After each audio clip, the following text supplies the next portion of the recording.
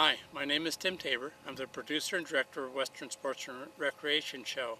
Today I'm standing in the middle of the Santa Clara Reserve. It's a 6,500 acre reserve set aside by the BLM along with Ivans and Santa Clara.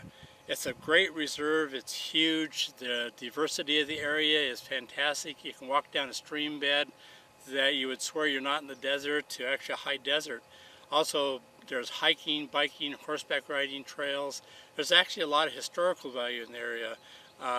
We have an area that has petroglyphs and actually the remains of early Paiute and early Pueblo civilizations that used to be here. I've also asked in this show that Dave from the St. George BLM gives some input to the show.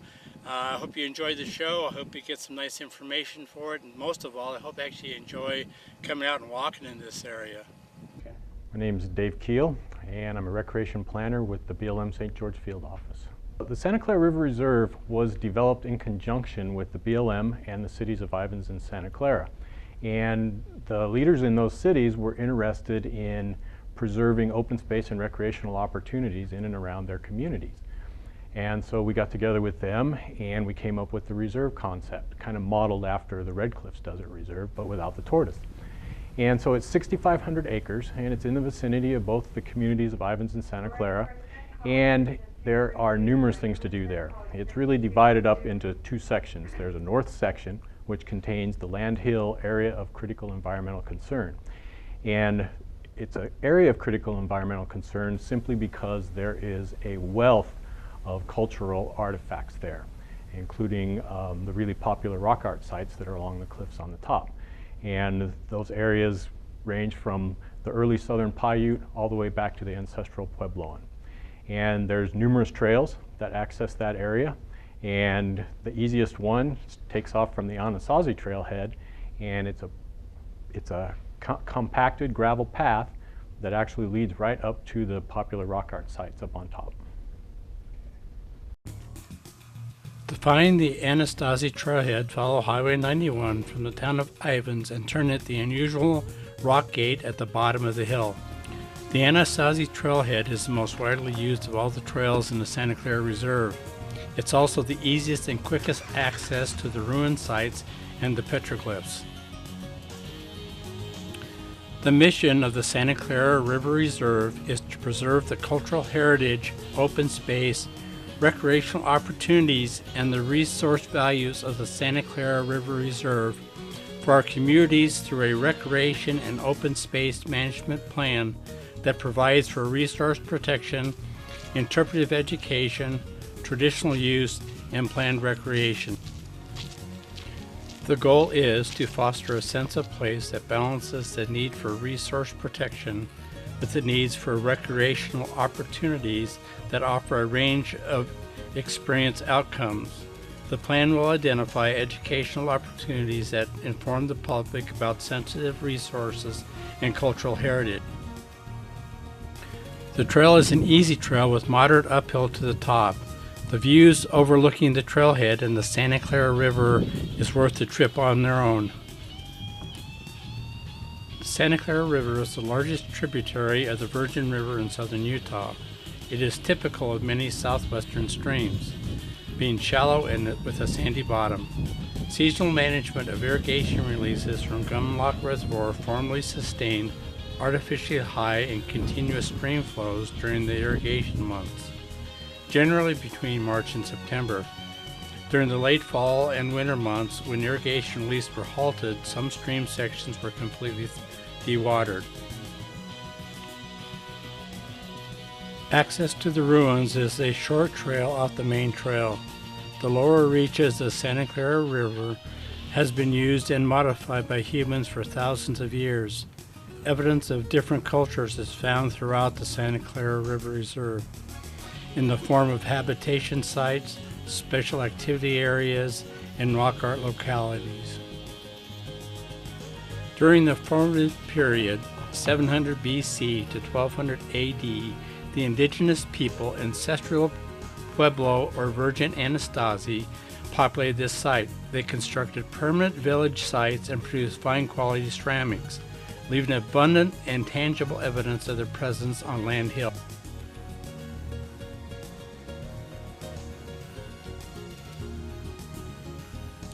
One of the most popular aspects of this area is the numerous rock art.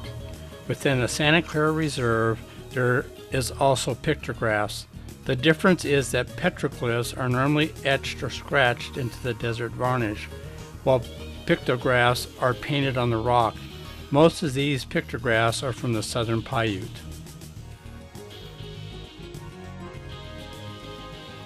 Most of the visible rock art, or petroglyphs, are located at the top of the trail along the rocky outcrops.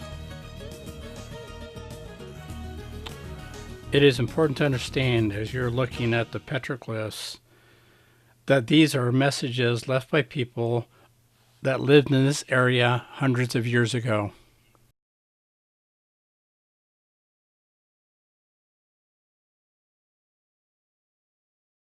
And one of the most important things to remember when you're up there is that the archaeological artifacts are very sensitive.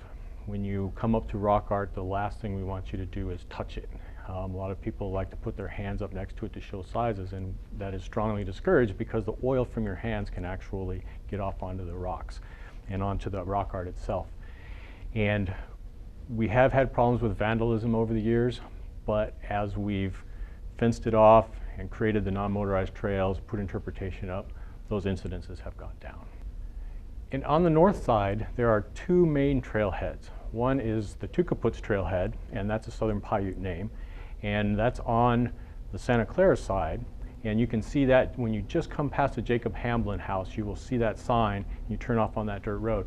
From that trail, the fishhook trail takes off right from the trailhead, and from there it branches off in multiple directions, and one of those directions actually takes you down to a trail that follows the Santa Clara River.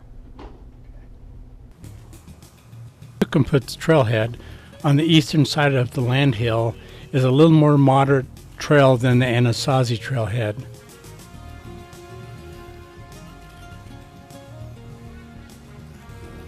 These trails consist of single-track trails accessible to hikers, bikers, and horseback riders. The trail is not a packed trail. This side of the land hill has numerous trails that interconnect, providing multiple lengths of trails. The trails also link to the Anasazi trailhead. The most scenic being the trail that follows the ridge. This trail can be rocky in sections that cross sandstone outcrop. This also provides a good look at the Santa Clara River below. The Tukamput trailhead will also give you access to the trails that follow the Santa Clara River. The trail along the Santa Clara River does not connect with the Anasazi trailhead because of the private land in the upper regions. Hopefully the BLM will be able to access this land in the future. The trail that follows the river is a pleasant change from the exposed trails on the cliffs above. It is also cooler because of the proximity to the river. This is by far my favorite trail to walk in the summer. Also, because of numerous trees and shrubs, you are more likely to see wildlife. I've seen eagles, hawks, and numerous other birds. I've also seen coyotes in this area. This trail is also the old road that follows the river, so it's wide and easy to hike. And the south side of the reserve, which is on the south side of the Santa Clara River, is really popular with mountain bikers and some horseback riders. And it's a little harder to get to. There's one trailhead that services that area, and it's the Cove Wash Trailhead, but there are some fantastic mountain biking opportunities out there. In fact, if you string together the two most popular trails, which are Barrel Roll and Sidewinder, you can have 10 miles of single track all in one ride. This road can be very rough. Although accessible with virtually any vehicle, I would suggest a little caution with a vehicle with very low clearance. Once you get to the parking area, your adventure begins.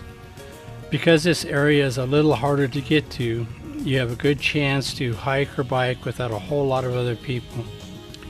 I like to follow this trail to the Sidewinder trail and then to the very end of the trail at the highest point. This is about a 5-mile hike, but gives you a good view of some areas, including some of the more remote area. If you like a little solitude, this can be a great place to mountain bike. It's located in the most remote area of the reserve.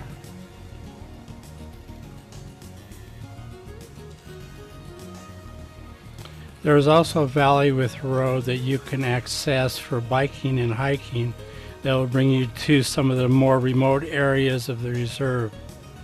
I'm not a fantastic mountain bike rider, but I like to ride the road at the bottom of this little valley. Cove Wash is by far the most popular trailhead for mountain biking in the reserve. As mentioned, you can put together biking routes of 10 miles. There are also shorter routes to ride.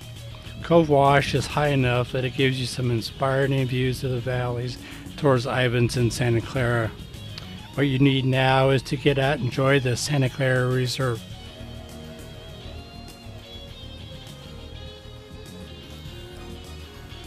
In the Santa Clara River Reserve, in both the north and the south sides, there are some restrictions. On the south side, there is an actual ATV trail that traverses through the center of it and leads to some popular ATV locations on the far side. However, the majority of the reserve is non-motorized, and the allowable uses there are hiking, biking, and horseback riding. And if you want more information on the Santa Clara River Reserve or any of the other public lands opportunities we have here in Washington County, be sure to come down and visit us here in our office at 345 East Riverside Drive.